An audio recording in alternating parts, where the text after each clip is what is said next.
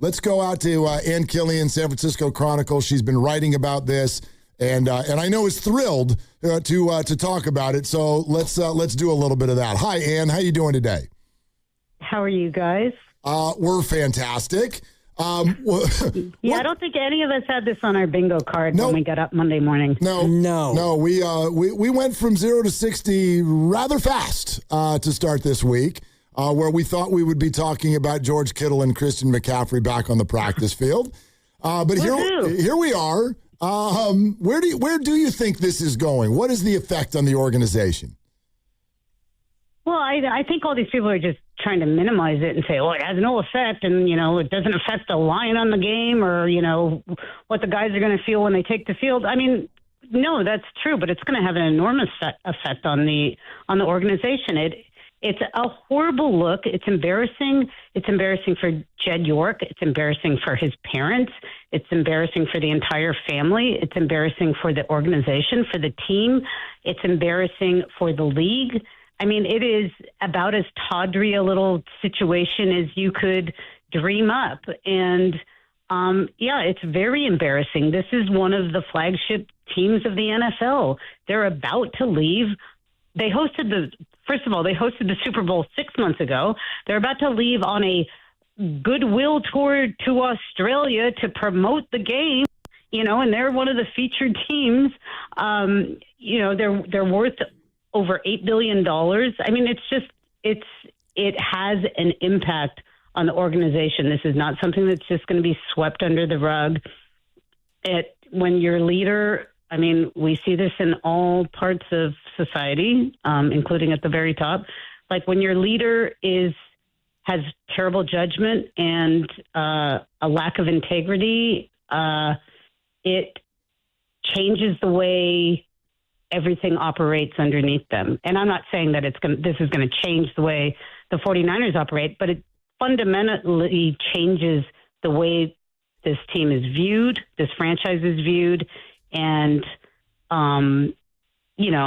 they've been a pretty stellar organization for the last 10 years since Shanahan and Lynch came on, and that it's super tarnished. So it's kind of amazing that someone, with every privilege in the world could just be so reckless and so stupid. A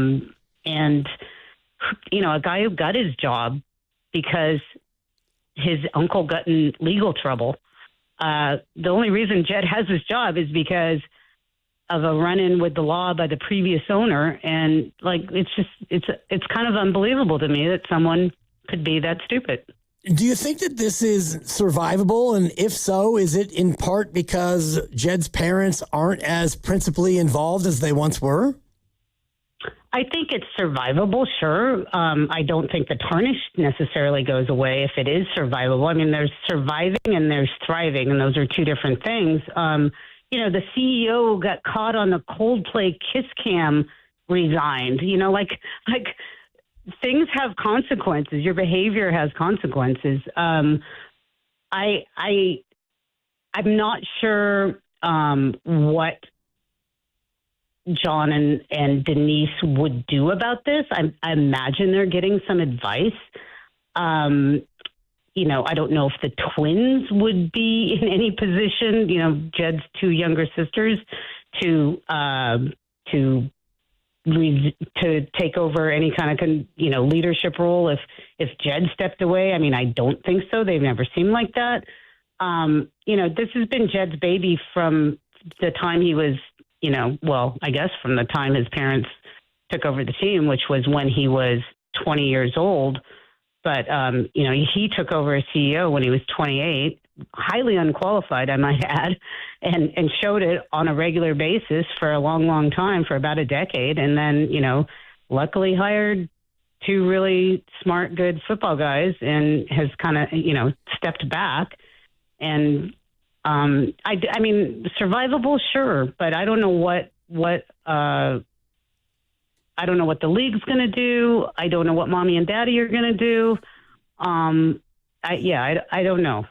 I don't think we're looking at a new ownership, but someone else has raised the possibility that maybe the Yorks are like, whew, we could make a lot of money if we sold this team.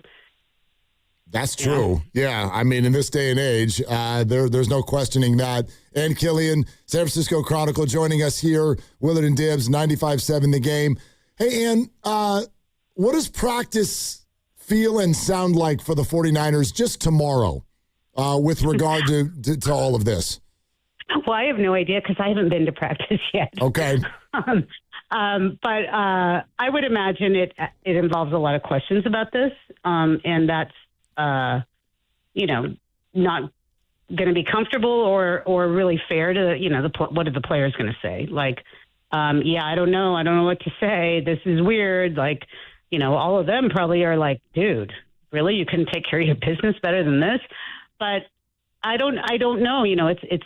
You have to, Kyle and John are going to have to answer questions about this. And then let's not forget, like I said, they're going to be ambassadors for the NFL starting in a week. And you don't think the Australian journalists are going to want to ask some questions about this? I mean, it's the height of embarrassment to do this on the eve of, this very, I know nobody's thrilled about going to Australia on the team, but it's a very prominent thing. And it's part of their role that they've assumed as being this key franchise. You get to host a Super Bowl, you get to go to Australia and kind of sell the game. And for him to get arrested in a trailer park trying to solicit a $140 hooker at 9:30 in the morning on a Sunday morning when, he's a good Catholic boy, I don't know. It's not a good look. Yeah, that's quite a encapsulation of the understatement there, Ann. And Killion here on 95.7 The Game. I'm wondering about the Levi Stadium Santa Clara piece of it. I'm reading your article, and you mentioned that he ostensibly paid a lot of money to get his people onto the Santa Clara City Council. If he happens to, have to take a step back, does that change the political dynamic of what Levi Stadium actually is? I would imagine, because he's the driver of this strange, let's buy the city council and get, all the oversight that the city has tried to put in taken away. That's been a Jed York thing. So I don't know, but I mean, my point for bringing up the Santa Clara stuff is they're two very different things, but they both indicate someone who doesn't think that they really have to play by the same rules. The guy that he endorsed for mayor and one of his guys on the city council, had to plead guilty to perjury because he lied to the grand jury. So there's been a lot of really kind of icky stuff that's gone on with the Santa Clara stuff with Jed, which, like I said, it falls into a different bucket, but it also falls into an icky bucket. And I know we're sort of talking, and we have been even before you kind of came on, the idea of the compartmentalization of all of this. Sure, maybe this doesn't affect Christian McCaffrey trying to hit the A gap. But I'm intrigued by the article that you just, that you just released, and the headline sort of says it signals a major leadership void. That speaks to me in terms of this does matter, at least in terms of organizational stability going forward. So I guess if you think this is survivable, the next question is, how do they fill that void? Well, there's the figurehead is John Lynch, and Jed has been smart enough ever since he hired John and Kyle to step back and not be, up front. But still, when it comes down to negotiating with players, when it comes down to negotiating all these deals, when it comes down to sponsorship, all those things are reflective of the entire organization, and Jed York in particular as this, billionaire presence in Silicon Valley. So I think that, this is going to have an impact on all of that.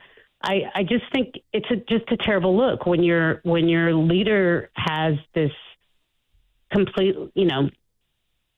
not only a lack of integrity, but just a complete lapse in judgment. And you have to wonder, is this a one-off?